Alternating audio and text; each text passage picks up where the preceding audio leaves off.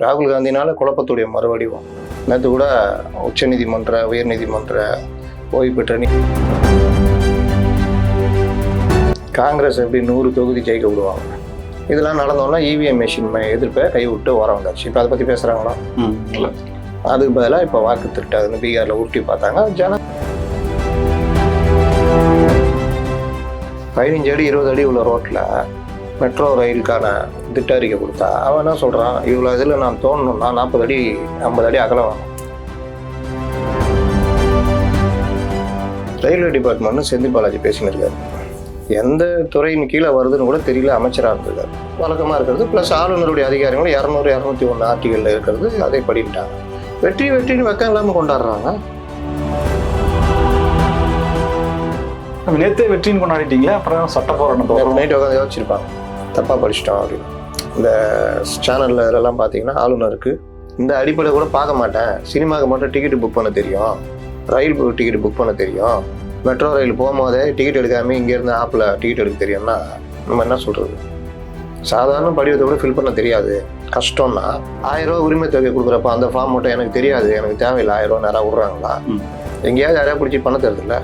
ஃபார்மை வாங்கி பார்த்தவங்க எல்லாம் ஒன்றுமே இல்லை, என்ன கஷ்டம் இருக்குன்றாங்க. காங்கிரஸ் உடைய இந்த இதெல்லாம் கிளப்பி விட்டுட்டதெல்லாம் அந்த பிரவீன் சக்கரவர்த்தின்னு ஒருத்தருக்கிறாப்புல, எஸ்ஐஆர் கண்டுபிடிச்சது அவர் தான், ஓட் ஷோர் கண்டுபிடிச்சது அவர் தான். சிறுபான்மை மக்கள் வாக்குகளை நீக்கி விட்டார்கள். எங்கேயாவது புகார் வந்துச்சா? சிறுபான்மையினர் அதிகமாக இருக்கின்ற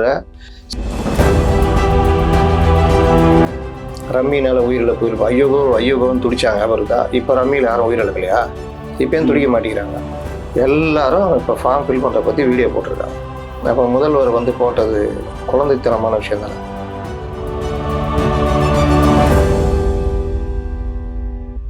ஸ்பெக்ட்ரம் தமிழ் நேயர்களுக்கு வணக்கம். நம்மோடு மூத்த பத்திரிகையாளர் அப்துல் முத்தலிப் இருக்கிறார், பேசலாம் சார். வணக்கம். வணக்கம். எஸ்ஐஆருக்கு எதிரான திமுகவினுடைய பிரச்சாரம் அடுத்தடுத்த லெவலுக்கு போகுதா? குறிப்பா பிஎல்ஓக்கள் இறக்கிறத பணிச்சுமை காரணமாக அவங்க தங்களுடைய உயிரை மாய்த்து கொள்கிறார்கள் அப்படின்ற ஒரு விஷயத்த சொல்றாங்க. நேற்று கூட ஒரு இஸ்லாமிய பெண் ஒருத்தவங்க இறந்ததுக்கு இதுதான் இறந்தாங்கன்ற ஒரு நேரட்டிவை செட் பண்றாங்க. இந்தியாவிலேயே எஸ்ஐஆர் வேண்டி போராடக்கூடிய ஒரே கட்சி அதிமுக தான் அப்படின்னு சொல்லி இழிவு படுத்துற மாதிரியும் பேச்சுக்கள் வருது. எஸ்ஐஆர்ல திமுக எடுக்கக்கூடிய ஸ்டாண்ட், அது செய்யக்கூடிய நேரட்டிவ் என்ன? எஸ்ஐஆர் தீவிர வாக்கு திருத்த மசோதா, தீவிர வாக்கு திருத்த பணி அது. அதில் பார்த்தீங்கன்னா ஒவ்வொரு காலகட்டத்தில் நடந்துருக்குது, இப்போ நடக்குது. இதே எஸ்ஐஆரை தூக்கிட்டு பீகாரில் ஓட் ஷோர்னு சுற்றினாரு நம்ம ராகுல். கொஞ்சம் கூட அந்த மக்கள் மதிக்கிறார், ஏன்னா அது ஒரு மேட்டரே கிடையாதுங்க. அங்கே 65 லட்சம் வாக்குகளை பறித்து விட்டார்கள் அப்படி இப்படின்லாம் போட்டாங்க. ஆனால் அந்த வாக்குகள் பார்த்தீங்கன்னா 22 லட்சம் பேர் உயிரிழந்தவர்கள், ஒரு 20 லட்சம் பேருக்கு மேலே புலம்பெயர்ந்தவர்கள், இந்த மாதிரி அவங்களே லிஸ்ட்டு கொடுத்துட்டாங்க. அந்த 65 லட்சம் நீக்கப்பட்ட பிறகு எங்கேயும் எதிர்ப்போ எதுவும் வரல. ஒரு 2-3 லட்சம் பேர் ஏதாவது வாக்குகள் இழந்திருந்தா அவங்க மறுபடியும் ஃபார்ம் 6 ஃபில் பண்ணி உள்ளே வந்துட போகிறாங்க. ஆனால் இங்கே இவங்க என்ன பேசுனாங்க? குடியுரிமையை பறித்து விடுவார்கள், வாக்குரிமை பறித்து குடியுரிமை வாக்கு திருட்டு அப்படின்ற வாக்கு திருட்டுன்னு வளர்றாரு. வாக்கு திருட்டுனா என்னன்னு கேட்டால் அது பதில் சொல்ல தெரியல. ஒரே வீட்டில் 50 ஓட்டுன்றாரு. ஒரே வீட்டில் 50 ஓட்டுனா எப்படி நீக்க முடியும்? செக் பண்ணால் தானே நீக்க முடியும். உங்கள் வீட்டில் 50 ஓட்டு, உங்கள் வீட்டு நம்பரில் 50 ஓட்டு இருக்குது. ஆனால் நீங்கள் 3 பேர் தான் வீட்டில் இருக்கீங்கன்னா பிஎல்ஓ வந்து ஃபார்ம் கொடுக்குறாரு, 3 பேர் தானே கொடுப்பாரு. மீதி 47 பேருக்கு இருந்தால் கொடுக்க போகிறாரு, இல்லைன்னா அவங்க நீக்க தானே செய்வாங்க. அந்த பணியை யார் செய்கிறா? தேர்தல் ஆணையம் தானே செய்ய முடியும். அதுக்கு தானே எஸ்ஐஆரே எதிர்ப்போம். ஆனால் வாக்கு திருட்டுன்னா என்ன அர்த்தம்? இந்த குழப்பம் பண்ணார்ல ராகுல் காந்தினால குழப்பத்துடைய மறுவடிவம். நேற்று கூட உச்சநீதிமன்ற உயர்நீதிமன்ற ஓய்வு பெற்ற நீதிபதிகள் எல்லாருமே கண்டிச்சிருக்காங்க. தொடர்ந்து அரசியலமைப்புக்கு எதிராகவே பேசிக்கிட்டு வரீங்க, கண்டதை பேசுறீங்க. அதாவது ஏற்கனவே உச்சநீதிமன்றம் கண்டிச்சிருக்குது ராகுல் காந்தியை, கருத்துரிமைன்ற பேரில் என்ன வேணா பேசலாம்னு நினைக்காதீங்கன்னு. அதில் ஒன்று தான் தேர்தல் ஆணையம் அவங்களாம் கை கோத்துட்டு பண்ணுறாங்க, அது இதுன்னு பேசுகிறாரு. இதே தான் இவிஎம் மிஷினில் சொன்னாங்க. இவிஎம் மிஷினை வச்சு ஏமாத்துறாங்க. இவிஎம் மிஷினை வச்சு ஏமாத்துறவங்க எப்படி பெரும்பான்மை இல்லாமல் ஒரு ஆட்சி அமையும்? உத்தரப்பிரதேசத்துல எப்படி 30க்கும் மேற்பட்ட தொகுதிகள் தோப்பாங்க? காங்கிரஸ் எப்படி 100 தொகுதி ஜெயிக்க விடுவாங்க? இதெல்லாம் நடந்தோன்னா இவிஎம் மிஷின் எதிர்ப்பை கைவிட்டு வர வந்தாச்சு. இப்போ அதை பற்றி பேசுகிறாங்களா?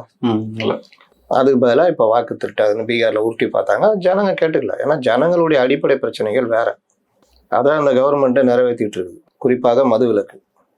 அப்போ அந்த மக்கள் பெண்கள் வாக்கு அதிகமாக இருக்கிற 109 தொகுதிகளில் மேக்சிமம் இவங்க தான் ஜெயிச்சிருக்காங்க, என்டிஏ தான். அப்போ அது காரணம் என்ன? 10,000 ரூபாய் பணம் கொடுத்தாங்க, அதுதான் காரணம்ன்றாங்க.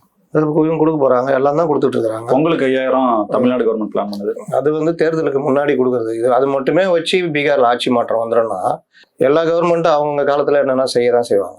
அதெல்லாம் காரணம் கிடையாது. நீங்க அதெல்லாம் வச்சுலாம் ஜனங்க அப்போ ஓட்டுக்கு துட்டு எல்லாரும் தான் கொடுக்குறாங்க.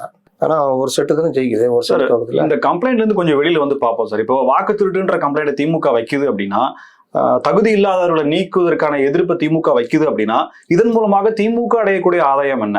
இப்ப என்னன்னா, பல இடங்கள்ல பிஎல்ஓக்கள் திமுகவுக்கு சாதகமா நடந்துக்கிறாங்கன்னு சொல்லி அதிமுக கள ஆய்வுலேயே டி நகர் எம்எல்ஏவே நிறைய கம்ப்ளைண்ட்ஸ் வச்சிருக்காரு. இந்த மாதிரி ஒரு பக்கம் நடக்குது, பிஎல்ஓக்கள் ஆதரவா நடக்கிறாங்க, ஒரு பக்கம் வாக்கு திருட்டுன்ற பிரச்சனைகள் வந்திருக்கு. இப்ப இந்த ஒட்டுமொத்தமா எஸ்ஐஆர் பணியினால திமுகவுக்கு என்ன பாதிப்பு, என்ன இழப்பு இருக்குன்னு நினைக்கிறேன். அதுக்கு முன்னாடி இந்த தற்கொலை பத்தி சொன்னீங்களே, இவங்க அந்த தற்கொலை எடுத்துக்கிட்டு விட்டதான் செய்வாங்க. இவங்க வேலையே தான்.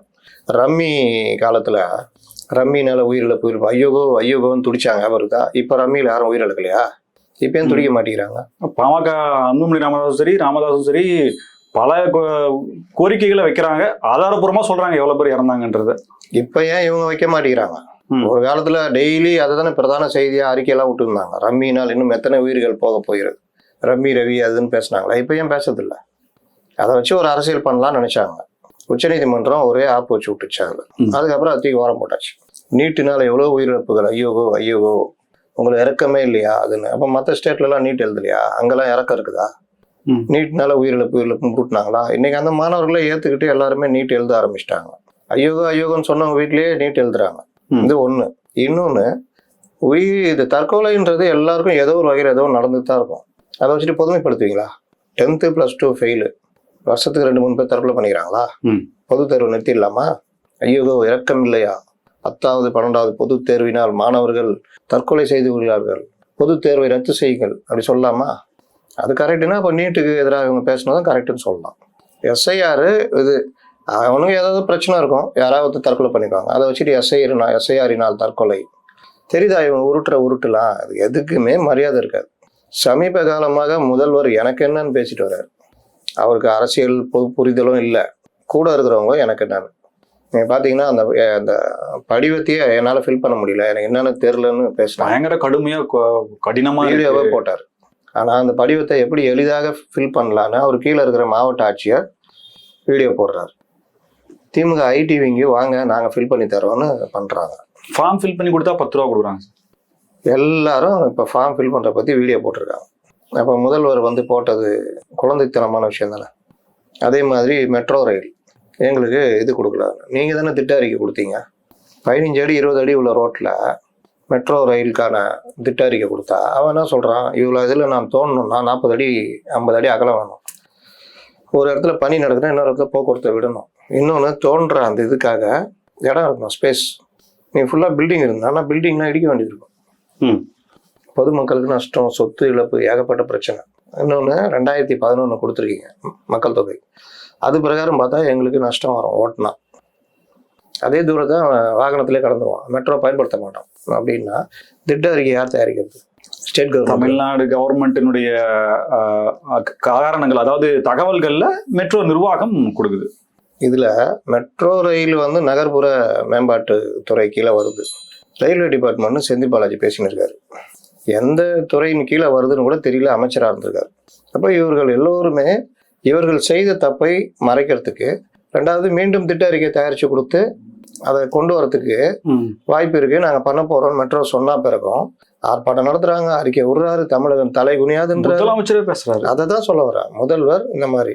அப்புறம் நேற்று உச்சநீதிமன்ற தீர்ப்பு வருது, ஆளுநருக்கு காலக்கெடு எல்லாம் விதிக்க முடியாது. வெற்றி வெற்றி வெற்றி. உச்சநீதிமன்றம் எல்லா விஷயத்திலும் தலையிட முடியாது, 10 மசோதா நிறைவேற்றினது தப்பான விஷயம், அந்த மாதிரிலாம் உச்சநீதிமன்றம் பண்ணக்கூடாது அப்படின்னு வழக்கமாக இருக்கிறது. ப்ளஸ் ஆளுநருடைய அதிகாரங்களும் 200 201 ஆர்டிகல்ல இருக்கிறது, அதை படின்ட்டாங்க. வெற்றின்னு வெக்கம் இல்லாமல் கொண்டாடுறாங்க. இது ஒரு பக்கம்னா, நேற்றுலாம் அந்த இது வெற்றி. அப்புறம் அந்த வில்சன் அவர் உலகமாக கண்டுபிடிப்பு, அது கருத்தம் தீர்ப்பு இல்லையா. 5 பேர் சாசன அமர்வு போட்டாலே 2 பேர் கொடுத்த தீர்ப்பு ஒன்றும் இல்லாமல் போகும். ஆமா. ஆனா இவரு அந்த தீர்ப்புலாம் அப்படிதான் இருக்கு அப்படி இப்படின்னு. அது ஒண்ணு. இன்னொன்று, ஆளுநருக்கு எதிராக வழக்கு தொடர்ந்து நீதிமன்றம் தலையிட முடியுமா அப்படின்னா, எப்போதாவது குறிப்பிட்ட ஏதோ ஒரு விஷயத்துக்கு மட்டும் தலையிட முடியணும்னா, இவர் ஆளுநரை நாங்கள் இது பண்ண விட மாட்டோம், நாங்கள் வழக்கு தொடருமா, ஆளுநர் டெய்லி கங்கணம் கட்டிக்கினே இவர்களுக்கு எதிராக வேலை செய்கிற மாதிரி ஆச்சா. நேற்று வெற்றினாங்களா, இன்னைக்கு சிஎம் அறிக்கை பார்த்தீங்களா? ஆளுநருக்கு காலக்கெடு நிர்ணயிக்க வரை சட்ட போராட்டத்தை தொடருவோம், விடமாட்டோம். நேத்தே வெற்றின்னு கொண்டாடிட்டீங்களா, அப்புறம் சட்ட போராட்டம் நைட் உட்காந்து யோசிச்சிருப்பாங்க, தப்பா படிச்சிட்டோம் அப்படின்னு. இந்த சேனல்ல இதெல்லாம் பார்த்தீங்கன்னா ஆளுநருக்கு 3 கட்டளைகள் அப்படி இப்படின்னு ஒண்ணுமே இல்லை. கிட்டத்தட்ட ஜனாதிபதி கேட்டாங்க, அதுக்கு இவங்க விளக்கம் கொடுத்தாங்க. காலக்கெடு நிர்ணயிக்க முடியாது, அரசியல் சாசனத்துல அப்படி பண்ண முடியாது அப்படின்ற மாதிரி தான். நீதிமன்றம் இஷ்டத்துக்கு எல்லாம் தலையிட முடியாதுட்டாங்க.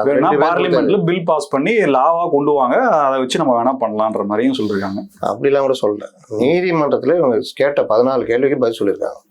நீங்க எங்களுக்கு ஆர்டர் போட முடியுமானா முடியாது, இந்த மாதிரி விவகாரங்களும் தலையிட முடியுமா, நீதிமன்றம் தலையிடாது, அது வேலை அது இல்லை. அதே மாதிரி காலக்கெடு கவர்னருக்கோ இல்லை எனக்கோ பண்ண முடியுமானா யாருக்கும் பண்ண முடியாது, இப்படிதான் நீதிமன்றம் சொல்லியிருக்கு. கவர்னருக்கு ஒரு ரூல் பண்றாங்கன்னா ஜனாதிபதிக்கும் அது வரும் இல்ல சார்? வராது. ஜனாதிபதிக்கு நீங்க ஆர்டர் போட்டதோட விளைவுதான் ஜனாதிபதி திருப்பிட்டு கேள்வி கேட்டிருக்காங்க. ஜனாதிபதியை நீங்க கொஸ்டின் பண்ணவே முடியாது அரசியலமைப்பு சட்டத்துல. அப்போ நீங்க கொஸ்டின் பண்றீங்கன்னா அரசியல் சாசன அமர்வு சில ஆலோசனைகளை கொடுக்கலாம், ரெக்கமெண்டேஷன்ஸ் தான் கொடுக்கலாம், ஆர்டர்லாம் போட முடியாது. இது எதுவுமே தெரியாம இந்த 2 நீதிபதிகள் அமர்வு ஆர்டர் போட்டுச்சு, நீங்க இத்தனை நாளைக்குள்ள அங்க அனுப்பணும், நீங்க இத்தனை நாளைக்குள்ள அதை பாஸ் பண்ணணும். அதுலதான் பிரச்சனை ஆரம்பிச்சது. இவர்கள் ஜனாதிபதி கேட்டதையே எப்படி கேட்கலான்னு கேள்வி கேட்டாங்க, அவ்வளவு அதிபுத்திசாலிகள். சரி சரி.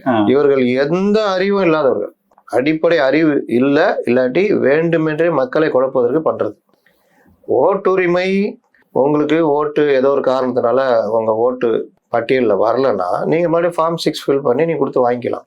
பிரச்சனை எங்க வரும், நீங்க முறையா பராமரிக்கலைன்னா அதுலதான் பிரச்சனையா வரும். ஷிஃப்ட் ஆயிட்டீங்க, ஷிஃப்ட்டுக்கு ஏற்ற மாதிரி உங்க அட்ரஸை மாத்தி ஓட்டர் ஐடி ஃபில் பண்ணினா ஓட்டு இருக்க போகுது. ஷிஃப்ட்டும் ஆயிடுவேன், ஓட்டும் மாத்த ஓட்டு வேணும் அங்கேயும் சொல்ல மாட்டேன், அவன் வந்து பார்க்கும்போது ஓட்டு இல்லைன்னு நீக்கிட்டு போயிடுவான். அப்புறமா என்ன ஓட்டு போச்சுன்னா அப்புறம் தேர்தல் அன்னைக்கு மட்டும் ஓட்டர் ஐடி தேடி எடுத்துட்டு போறது. ஓட்டர் ஐடி வச்சுக்கிட்டுலாம் ஓட்டு போட முடியாது. வாக்காளர் பட்டியலில் உங்களுக்கு வாக்கு இருந்தால்தான் போட முடியும். அப்போ வரை வாக்காளர் பட்டியல் வருஷத்துக்கு 2 தடவை வெளியிடுவாங்க. அதுல நம்மளுக்கு இருக்குதான்னு நீங்க அங்க போய் பார்க்க தேவையில்லை. உங்க எபிக் நம்பரை ஓட்டர் ஹெல்ப்லைன்னு ஒரு ஆப் இருக்குது, அதுல போட்டாலே தெரிஞ்சிடும் எந்த பாகம் எந்த ஸ்கூலு உங்க வரிசைன்னு எல்லாம் வந்துடும். இந்த அடிப்படை கூட பார்க்க மாட்டேன், சினிமாவுக்கு மட்டும் டிக்கெட் புக் பண்ண தெரியும், ரயில் டிக்கெட் புக் பண்ண தெரியும், மெட்ரோ ரயில் போகும்போதே டிக்கெட் எடுக்காம இங்கேருந்து ஆப்பில் டிக்கெட் எடுக்க தெரியும்னா நம்ம என்ன சொல்றது? சாதாரண படிவத்தை கூட ஃபில் பண்ண தெரியாது, கஷ்டம்னா மற்ற விஷயங்கள்லாம் பண்றீங்கல்ல, பாமர மக்களுக்கு எப்படி தெரியும்? 1000 ரூபா உரிமை தொகை கொடுக்குறப்ப அந்த ஃபார்ம் மட்டும் எனக்கு தெரியாது, எனக்கு தேவையில்லை 1000 ரூபா யாராவது விடுறாங்களா? எங்கேயாவது யாரையா பிடிச்சி பண்ண தருதுல்ல? அந்த மாதிரி வாக்குரிமை ஓட்டு சீட்டு போடுறதுன்ற உங்க தானே. இன்னைக்கு எப்படி இருக்கிறான், சென்னையில 20 லட்சம் பேர் வருஷம் ஒவ்வொரு தேர்தலையும் வாக்களிக்கிறது இல்லை. அவன் எப்படி ஓட்டு இதை பத்தி கவலைப்படுவான்? இவங்க என்னமோ பெருசா இதெல்லாம் தூக்கிட்டு சுத்துறாங்க. பிஎல்ஓக்களுக்கு இப்ப பணிச்சுவை என்ன, ஒரு பிஎல்ஓ ஒரு பாகத்துல ஒரு 600ல இருந்து 1200 வாக்காளர் அது லிமிட் பண்ணிருக்காங்க இப்போ 1200. அவ்வளவுதான். சம்பளத்தையும் டபுள் ஆகி கொடுத்துட்டாங்க. ஒரு நாளைக்கு 1000 ரூபாய் பாக்குறதுல 2000 ரூபாய் கொடுக்குறாங்க. இது இல்லாம நீங்க அப்படி பாத்தீங்கன்னா 1000க்குள்ள வாக்காளர் ஒரு பாகத்துக்கு தான் ஒரு பிஎல்ஓ. அவர் மிஞ்சி போனா ஒரு 20-25 வீடுகள் 50 வீடுகளுக்குள்ளதான் பார்ப்பாரு. 3 தடவை வருவார். சில இது பக்கத்து வீட்டில் கொடுத்துட்டு போயிடுவார். சில இது ஃபோன் பண்ணீங்கன்னா அங்கே இருப்பேன் வந்து வாங்கிங்கன்னு வாங்கிட்டு ஃபில் பண்ணி அவர்கிட்ட கொடுத்துட வேண்டியதான். இதில் என்ன கஷ்டம்? நீங்கள் ஃபார்ம் வாங்கலை அப்படின்னா பக்கத்து வீட்டில் ஃபார்ம் இருந்தால் அந்த ஃபார்ம் வாங்கி அதுக்கு மேலே பிஎல்ஓ நம்பர் இருக்கும், அந்த நம்பரை பார்த்து ஃபோன் பண்ணினா இங்கே இருக்கேன் அங்கே இருக்கேன் இல்லை வீட்டிலே இருங்க நான் வர்றேன்னு கொண்டு கொடுத்துட்டு போகிறாரு. இதை ஒரு பெரிய விஷயம் மாதிரி இவர்கள் மாத்திட்டு இருக்காங்க. இப்போ பீகார்ல இவங்க பேசின பேச்சு எடுபடல அப்படிங்கறத நம்ம ரிசல்ட் மூலியமா எடுத்துக்கிட்டா கூட, தமிழ்நாட்டுல பாஜகவுக்கு எதிரான எந்த கருத்து சொன்னாலும் அது பொய்யா உண்மையான்ற தகவலுக்கு உள்ளேயே போகாம பாஜக எதிர்ப்பு கருத்து எந்த கருத்து இருந்தாலும் எடுபடுதே. அப்ப இங்க எஸ்ஐஆருக்கு எதிரான திமுகவினுடைய நேரட்டிவ் இங்க செல்லுபடி ஆகும் அப்படின்ற ஒரு வாதத்துக்கு செல்லுபடி ஆகுது ஆகலன்றதெல்லாம் மக்கள் முடிவு பண்ணுவாங்க. ஐயோ நாங்க 6 கோடி பேர்ட்ட போய் சேர்ந்துச்சு ஃபார்ம். சேர்ந்ததுனால தானே பெரும்பாலானவர்கள் ஃபார்ம் எப்படி ஃபில் பண்ணோம், நான் ஃபில் பண்ணிட்டேன், நீங்கள் இப்படி ஃபில் பண்ணலான்னு இதில் சமூக வலைதளங்கள் அதை போட்டுக்கிட்டு இருக்கிறாங்க. எல்லாரும் அப்போ டிஎம்கே எதுக்கு இறங்கி போய் வேலை செய்யுது? ஃபார்ம்னால தானே. அப்போ இவர்கள் உருட்டை மீறி ஃபார்ம் போய் சேர்ந்துச்சு, இப்போ ரிட்டர்ன் வாங்கிட்டு இருக்கிறாங்க. இது டிசம்பர் 4 வரைக்கும் நடக்கும். ஒரு 10 நாள் கூட எக்ஸ்டெண்ட் பண்ணுவாங்க. அதுக்கப்புறம் ஸ்க்ரூட்னிஸ் ஒர்க் ஆரம்பிக்கும். இது எல்லாமே நீங்க ஆன்லைன்லயே செக் பண்ணிக்கலாம். உங்களுடைய எபிக் நம்பர் போட்டு பிஎல்ஓ இதை போட்டிங்கன்னா உங்க இது சப்மிட் பண்ணிட்டாங்கன்னா சப்மிட்னு அதை காமிச்சிடும். அது வரைக்கும் இப்போ வந்துடுச்சு. எனக்கு மற்ற விஷயங்கள் நான் ஆர்வம் செலுத்துவேன், இதில் செலுத்த மாட்டேன்றவங்க அதை அனுபவிக்கணும். நம்ம ஒன்றும் சொல்றது இல்லை. ஒரு வண்டி வாங்க தெரியும், லைசன்ஸ் எடுக்க தெரியும், லைசன்ஸ் போய் ஆர்டிஓ ஆஃபீஸில் நிற்க தெரியும், எவன்கிட்ட துட்டு கொடுத்தா எப்படி வேலை ஆகும்னு தெரியும், எல்லாம் தெரியும். உங்கள் வாக்கு உரிமையை நீங்கள் சாதாரணமாக ஃபில் பண்ண தெரியாதுன்னா நம்ம ஒன்றும் சொல்றது. இதைத்தான் இவர்கள் பயன்படுத்துகிறாங்க. கஷ்டமாக இருக்குது அது இருக்குன்னு. ஃபார்மை வாங்கி பார்த்தவங்க எல்லாம் ஒன்றுமே இல்லை, என்ன கஷ்டம் இருக்குன்றாங்க. 2002 2005 2002 உனக்கு ஓட்டு இருந்தால் அந்த பாக்ஸை ஃபில் பண்ணு, இல்லைன்னா விட்டுட்டு நீ வாட்டில் மற்ற 2 பாக்ஸை ஃபிக் பண்ண கொடுத்துரு. சில பேருக்கு 2005 எங்கே ஓட்டு போட்டோன்னு தெரியலையாம். இவங்களை நம்ம என்ன பண்ண முடியும்? ஆனால் சொந்தக்காரன் என்னைக்கோ ஒரு வார்த்தை சொல்லியிருப்பான் ஒரு 20 வருஷத்துக்கு முன்னாடி. இன்ன வரையும் அவன்கிட்ட பேச மாட்டான். அவன் பேசாத மட்டும் இல்லை, அவன் பொண்டாட்டி பிள்ளைங்க யாருமே அண்ணன் தண்ணி போலக்கூடாதுன்றான். என்னன்னு கேட்டால் அன்னைக்கு இப்படி சொன்னார். என்னைக்கியா இந்த இவர் கல்யாணம் நடந்ததுல அங்கே நான் சாப்பிட்டு இருக்கும்போது சொன்னான் அந்த வார்த்தையை அப்படின்னு. அதை ஞாபகம் வச்சிருப்பான். 2005 எங்கே ஓட்டு போட்டோன்னா தெரியாதான். இது இவங்களை நம்ம என்ன பண்ண முடியும்? உனக்கு ஓட்டே வேணான்னு தான் முடிவு பண்ண முடியும். உனக்கு எதுக்கு ஓட்டு? நீ உயிர் வாழ்றதே பெரிய இதுதான், போய் தொலைன்னு தான் பண்ண முடியும். இப்படி இருக்கிறவங்களெல்லாம் ஒன்றும் பண்ண முடியாது. அதனால இதெல்லாம் மேட்டர் இல்லை. ரொம்ப சாதாரணமாக ஜனங்க ஃபில் பண்ணிட்டு போயிட்டு இருக்காங்க. இவங்க உருட்டில் இந்த மாதிரி உருட்டுகள் நடக்குது. எஸ்ஐஆருக்கான படிவங்கள் ஃபில் பண்ணி அவங்கவுங்க ஜனங்க கொடுத்துட்டு தான் இருக்கிறாங்க. இந்த பீகார் ரிசல்ட்டை வச்சு திமுக காங்கிரஸ்க்கு இந்த எலெக்ஷன்ல 10 சீட்டு தான் கொடுத்தா போதும், இதுக்கு மேல கொடுக்கறது வேஸ்ட் அப்படின்ற ஒரு முடிவு எடுத்திருக்கிறதாகவும் அங்கிருந்து உள்ளுக்குள்ளேயே தகவல் அதை அதிகமா கொடுத்து நம்ம ஏன் அந்த இடங்களை வேஸ்ட் பண்ணிக்கணும்ன்ற அவ்வளோலாம் குறைக்க மாட்டாங்க. 24 20 ஆக்கணும்னு எண்ணத்துல இருக்காங்க. 25 லாஸ்ட் 25 20 ஆக்கணும்னு எண்ணத்துல இருக்காங்க. இவங்க கொஞ்சம் சண்டை கிட்ட போட்டு அதே 25 வாங்கிறதுக்கு பார்ப்பாங்க. இதுதான் நடக்கும். ஏன்னா திமுகவுக்கு இந்த தடவை வாழ்வா சாவா போராட்டம். அதுவும் விஜய் வந்த பிறகு ரொம்ப சிக்கல்ல இருக்காங்க. அதனால எப்படியா ஜெயிக்கணும்னு பார்ப்பாங்க. அப்போ கூடுதல் தொகுதியில நான் நிற்கணும். உங்களுக்கு கொடுத்தீங்கன்னா 60 தொகுதி வாங்கினீங்க, 6 தொகுதி ஜெயிச்சிங்க பீகார்ல. இங்க நான் உங்களுக்கு 60 40 50 கொடுத்தேன். தேஜஸ்வி கூட ஜெயிச்சிட்டாரு.